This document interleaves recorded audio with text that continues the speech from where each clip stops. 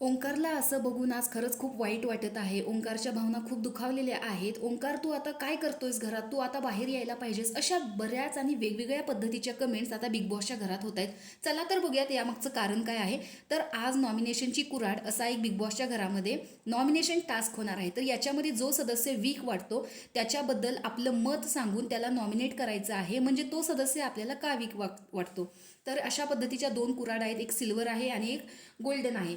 तर त्या सदस्याचा फोटो ठेवून आपल्याला त्या सदस्याला नॉमिनेट करायचं आहे. ती कुऱ्हाड त्या सदस्याच्या फोटोवरती मारायची आहे.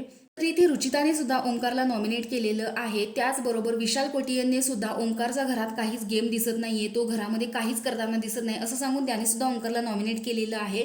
राकेशने सुद्धा इथे नॉमिनेशनमध्ये टाकलेलं आहे अनुश्रीला.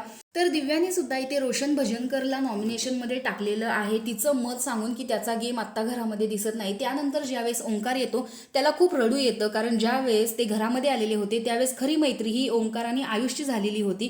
पण आता भाऊच्या धक्क्यावरती ज्या पद्धतीने त्यांनी आयुषला समजावून सांगितलेलं आहे की तुमचा गेम दिसत नाहीये, तुम्ही खूप बॅकफूट दिसताय, कॅप्टन्सी मिळून सुद्धा तुम्ही गेम चांगला खेळला नाही, तुमच्यावर चोरीचा आळ झाला तरी सुद्धा तुम्ही तुमच्यासाठी स्टँड घेतला नाही, कारण तुम्हाला टोळीच्या विरोधात जायचं नसतं.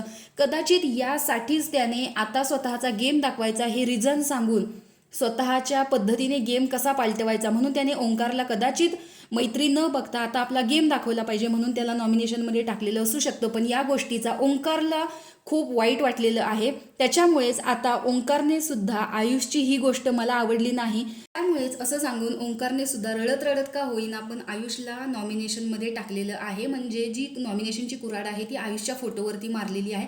आणि हे बघूनच प्रेक्षकांना खूप वाईट वाटलेलं आहे की ओंकारला त्यांनी रडताना बघितलं, कारण घरात आल्यापासून त्याचा गेम हा खूप चांगल्या पद्धतीने तो खेळत होता. भलेही तो चांगलं नेचर असल्यामुळे बॅकफुटला खेळत होता, चुकीच्या मुद्द्यामध्ये किंवा चुकीच्या पद्धतीने लोकांना बोलत नव्हता, त्यामुळे कदाचित त्याचा गेम दिसला नसेल.